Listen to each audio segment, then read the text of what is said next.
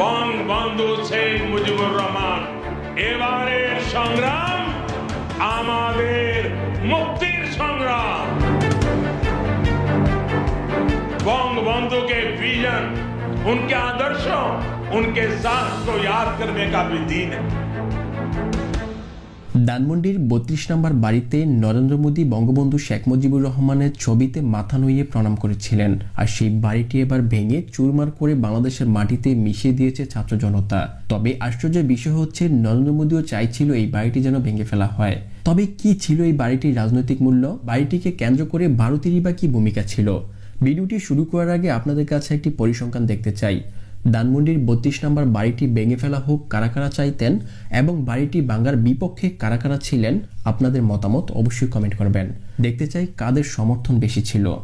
২০১৪ সালে বিনা প্রতিদ্বন্দ্বিতায় শেখ হাসিনার নেতৃত্বে আওয়ামী লীগ অবৈধভাবে টানা দ্বিতীয়বারের মতো ক্ষমতা গ্রহণের পর ২০১৫ সালে ভারতের প্রধানমন্ত্রী নরেন্দ্র মোদী বাংলাদেশে সফরে এসেছিলেন।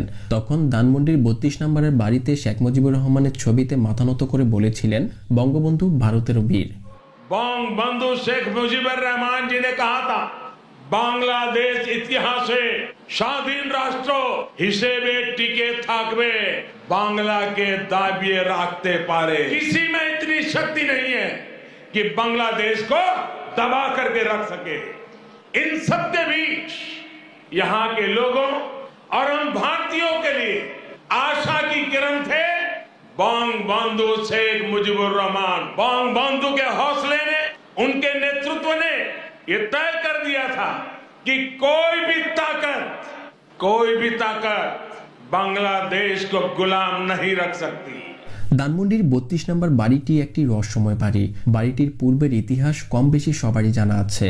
তবে গেল ১৬ বছর শেখ হাসিনা শাসনামলে বাড়িটি সময়ের সাথে সাথে আওয়ামী লীগের নেতাকর্মীদের উপাসনার জায়গা হয়ে উঠেছিল। তাই এই বাড়িটিকে টার্গেট করে নতুন রাজনৈতিক ছক তৈরি করে নরেন্দ্র মোদী। গেল ৫ আগস্ট শেখ হাসিনা ভারতে আশ্রয় নেওয়ার পর ছত্রভঙ্গ হয়ে পড়ে আওয়ামী লীগের নেতাকর্মীরা। বিভিন্ন কর্মসূচির ডাক দিয়েও নেতাকর্মীদের সংগঠিত করতে পারেননি শেখ হাসিনা।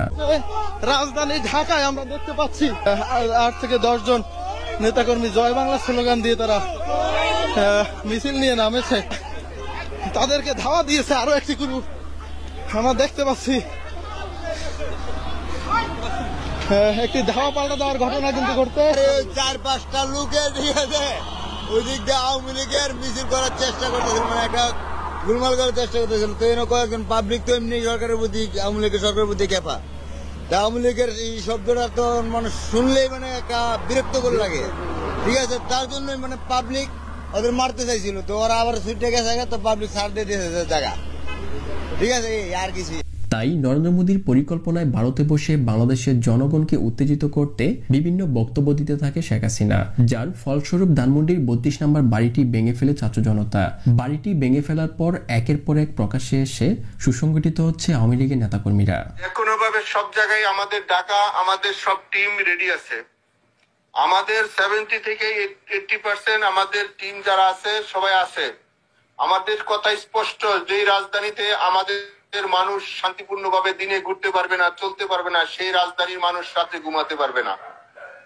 আমাদের চূড়ান্ত ডিসিশন, যেই রাজধানীতে আমরা দিনে থাকতে পারবো না, সেই রাজধানীর মানুষের ঘুম আল্লাহ দিবে না। আমরা সেইভাবে আমাদের তৈরি করে নিছি। আমাদের ডিসিশন, আমাদের মূল ব্যক্তি, আমাদের নেত্রী যেভাবে এখানে সাজেশন করবে, আমরা পরামর্শ কর্মে আমাদের যেখানে যার সাথে আলোচনা দরকার সেইটা করব। আমি আপনাদেরকে একটা অনুরোধ রাখবো, আপনারা আমাদের চূড়ান্ত খেলার মধ্যে, চূড়ান্ত সিদ্ধান্তের মধ্যে, চূড়ান্ত স্বাধীনের মধ্যে যে যেখানে যে অবস্থায় থাকবেন, নিজে এবং নিজের পরিবার, নিজের শুভাকাঙ্ক্ষীকে নিয়ে আপনারা আসবেন। কারণ মরতে হবে ভাই, 70 বছর আর 100 বছর আর 50 বছর আর 40 বছরে মৃত্যু আমাদের নির্ধারিত আছে। কিন্তু কুলাঙ্গার অসভ্যদের কাছে যেন আমরা যার না মারা যাই, আমরা যেন আর না মারা যাই, আমাদের ঐতিহ্য, আমাদের ইতিহাসে যেন আর থুতু না পড়ে। কারণ এখানে বলার ভাষা আজকে আমাদের নাই।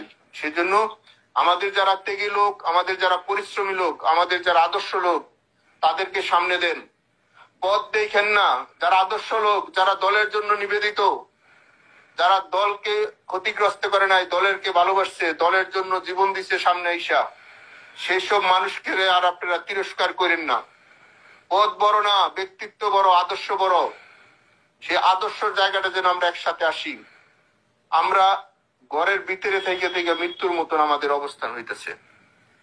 সেই হিসাবে আপনাদের সবার কাছে সার্বিক সহযোগিতা চাই। আপনারা আলোচনা করেন, আমি আবারও বলছি, যার যার জায়গার থেকে আলোচনা করেন, যার যার ওয়ার্ডে। কেউ জাতীয় কেন্দ্রীয় নেতা হইতে চায় না। জাতীয় কেন্দ্রীয় নেতা হইয়া কোনো লাভ নাই।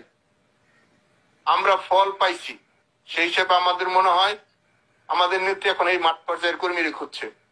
কেন খুঁজছে? তাহলে আপনারা বুঝবেন আমাদের মধ্যে কি হয়েছে।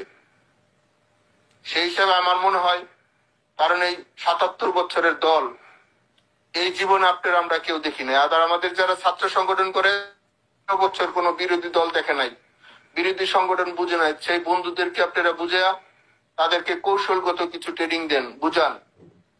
তাহলে আমাদের জায়গা থেকে আমরা সব মানুষের সাথে অনুরোধ করি, মানুষের সাথে সম্পর্ক খারাপ করা যাবে না ভাই। আমাদের পাড়া মহল্লা যারা আছে তাদের সাথে একটু দূরত্ব ছিল, তাদের সাথে ফোন দিয়ে হইলো সরি বইলা বলেন আমরা এই সমাজের মানুষ, জাতির পিতা আমাদের এই দেশটা দিয়ে গেছে, আমরা এই দেশে সবাই একসাথে থাকতে চাই। আমরা সবাই একসাথে থাকতে চাই। আমাদের অবস্থানটা সবাই যার যার এলাকায় যেন আমাদের হয়। নরেন্দ্র মোদীর পরিকল্পনায় বাবার শেষ স্মৃতিটুকু নিয়েও নোংরা রাজনীতি করছে শেখ হাসিনা। বাংলাদেশকে অস্থিতিশীল করে আবারও শেখ হাসিনাকে বাংলাদেশের মাটিতে পাঠানোর জন্য সব রকম চেষ্টা চালিয়ে যাচ্ছে ভারত সরকার। কারণ শেখ হাসিনা গত 16 বছর ভারতকে যা যা দিয়েছে তা অন্য কারো কাছ থেকে কখনোই পাবে না ভারত। আমরা ভারতকে যে দিয়েছি সেটা ভারত সারা জীবন মনে রাখবে। প্রতিদিনের বোমাবাজি, গুলি, মানুষ, আমরা কিন্তু তাদের শান্তি ফিরিয়ে দিয়েছি, এটা তাদের মনে রাখতে হবে। 2008 সাল থেকে 2024 সাল এই 16 বছর শেখ হাসিনার শাসন আমলে ভারতের সাথে 72টি চুক্তি স্বাক্ষর হয়েছে। এর মধ্যে রয়েছে নদী ব্যবস্থাপনা, ট্রানজিট সুবিধা, সীমান্তে চুক্তি সহ গুরুত্বপূর্ণ আরো অনেক চুক্তি। বিনিময়ে শেখ হাসিনা পেয়েছে মোদীর সমর্থন। 2014, 2018, 2024 প্রতিটি নির্বাচনে ভারতের পূর্ণ সমর্থন ছিল শেখ হাসিনা আওয়ামী লীগের উপর।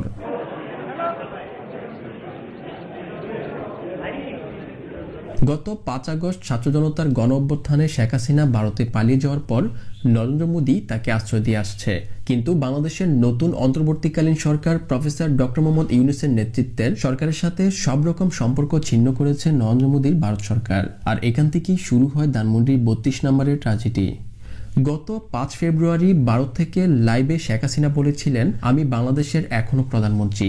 এই একটি বাক্যে উত্তেজিত ছাত্র জনতা ধানমন্ডি 32 নম্বরে হামলা করে। কারণ এই বাড়িটি ছিল ভারত এবং আওয়ামী লীগের সিম্বলিক রিলেশনশিপ। নরেন্দ্র মোদী এখানে এসে শেখ মুজিবের ছবিতে প্রণাম করেছিল, কিন্তু ভিতরে ভিতরে এই স্থানটি ছিল রাজনৈতিক চুক্তির গোপন অফিস।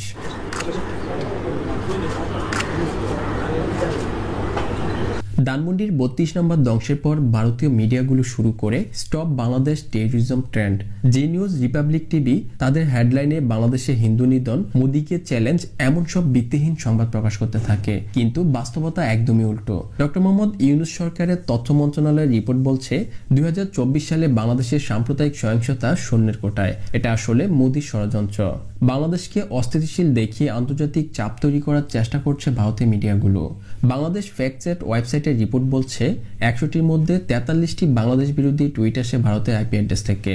বাংলাদেশকে অস্থিতিশীল করতে উঠে পড়ে লেগেছে নরেন্দ্র মোদী ভারত সরকার। দর্শক, আপনাদের কি মনে হয়, ভারত থেকে শেখ হাসিনাকে বিতর্কিত বক্তব্য দেওয়ার সুযোগ দিয়ে নরেন্দ্র মোদী কি আসলেই ধানমন্ডি 32 নম্বর ধ্বংসের পিছনে উস্কে দিয়েছিলেন? আপনাদের মতামত অবশ্যই কমেন্ট করবেন।